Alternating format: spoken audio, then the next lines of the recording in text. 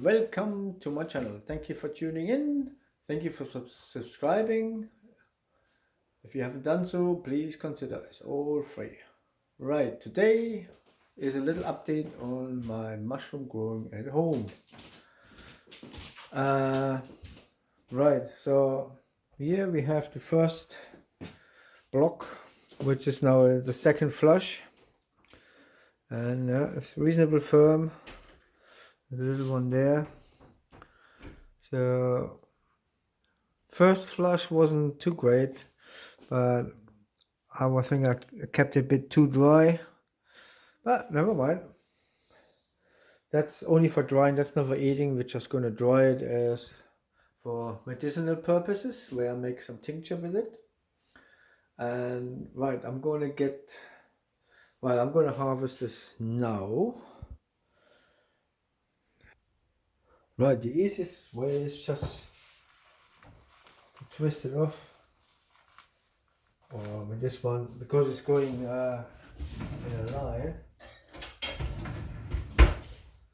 just cut it off.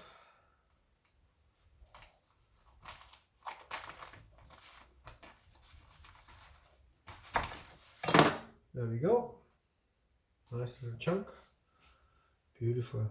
Yeah, you can see, hopefully it will focus little tentacles there. Yeah, I could have let him go a little bit longer, but no. Nice mushroomy smell. Let's see how much it weighs in grams. Well, it's 192 grams. More than the first flush. Right, now just take the little one here. Go in there. 202 grams. So plus the just 100 gram, say 300 grams. And so yeah, it's not bad, not great, but not bad. Yeah, if you would buy it like fresh in the shop, maybe about £5 100 grams. So that already would have cost me £15. So and the block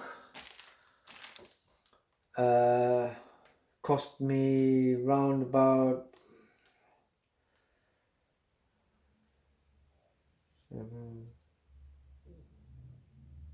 £8 altogether. So I'm going to induce a third flush. Maybe I get a little bit more out of it. So okay, let's get to the next one. Before we go to the next one, I'm just going to close it back up and do a new incision for the third flush. Right, what we're going to do here is just put it on the side, and it's going to take some tape, and let me dry it a little bit off.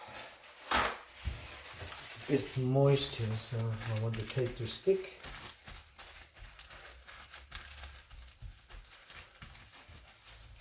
Right.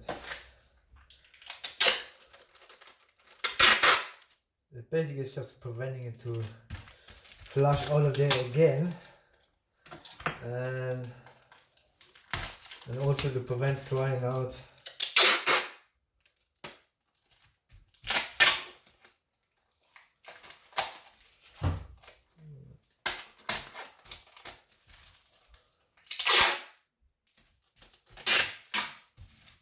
Yeah, at least you can flush 3 times. Well, sometimes even more, but I think 3 times probably sufficient. Right, now we're going to find a new spot. See, probably there looks good, there looks good. So I'm going to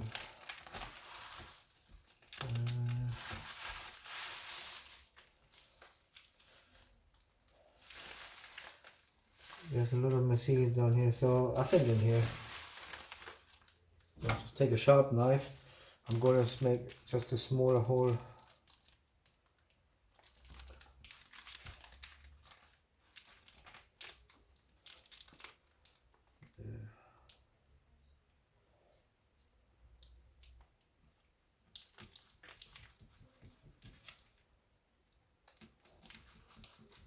something like that. Just a little Z. There you go. And that's this one done. Just put it back up on the fridge, and I'll just show you the second one. Right, that's our second block with first flush. I decided on this home environment not to top flush, because the conditions have to be absolutely spot on to get enough growth. So just do side footing, and that looks really promising. Nice little balls here. Yeah, that looks really good. So I'm not going to harvest this today. That looks really good. They're still growing.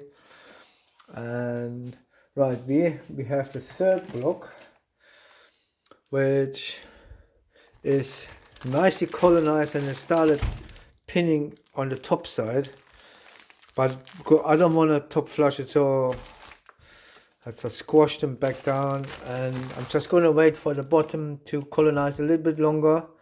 It's nearly there, so I think a couple more days and it'll be ready for putting into flushing mode. And then further back we have our block of reishi, and that's the one who really took off from day one. And we have the second one up there, and it's still not as far as this one, but you can see there are some big pins in the I don't know if you can make it out. There's a bit better. You can see all the big bumps in there. That won't be long before that one really takes off. So we keep you updated on this one. Even when it starts to grow the antlers, I will not cut the bag yet. I want the antlers to grow first before we let more oxygen in to form the conchs. So because I want conchs, not just the antlers. So we trying to find a balance here. So, but all in all, it's all progressing very nicely. And yeah, so we keep you updated. So as I say, the reishi, it's a hardwood. It's a hard fungi. It's a medicinal one, not for eating, not for gourmet, and not for anything. It's just medicinal purposes where I make tinctures. I hope you find this useful. Any questions, leave them in a comment. Give me a like if you like what you saw. Any suggestions or info or whatever. I'm always open-minded. As I say, that's really my first mushroom home-growing project.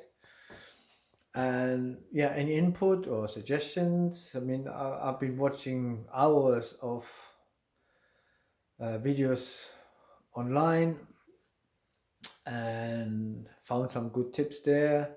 But to grow mushroom at home is okay, but it's not the best environment. So, but we make do. But we have something new going. Right, the latest project is mushroom culture, liquid culture.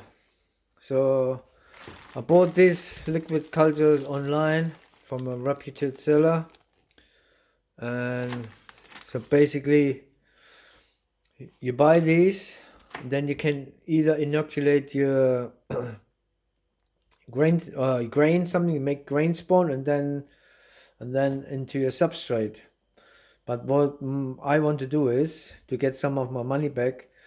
I'm actually making new culture with these. Basically, I'm expanding it, and I got on Freegal, like the free baby bottle sterilizer, which came in with baby bottles. So I converted these into the containers for liquid culture, and these been now 8 days since I inoculated them, and I use a magnetic stirrer.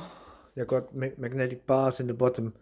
So, but if you can see through there, like that, yeah, you can see all the mycelium in the bottom. So it's working really well. So basically what I want to do is I inoculate this into grain and millet or whatever, and I will be selling grain spawn, like 1 kilogram packs of grain spawn, which you can inoculate into substrate to grow mushrooms. So that's the idea behind it. So there's still some testing to be done and see how good my liquid culture is, but another project, keeps you busy, keeps your mind going, keeps you learning. That's what it's all about. It's learning. Right, so I keep you updated on all these things, and thank you for watching as always, and wish you all the best. See you later. Bye bye.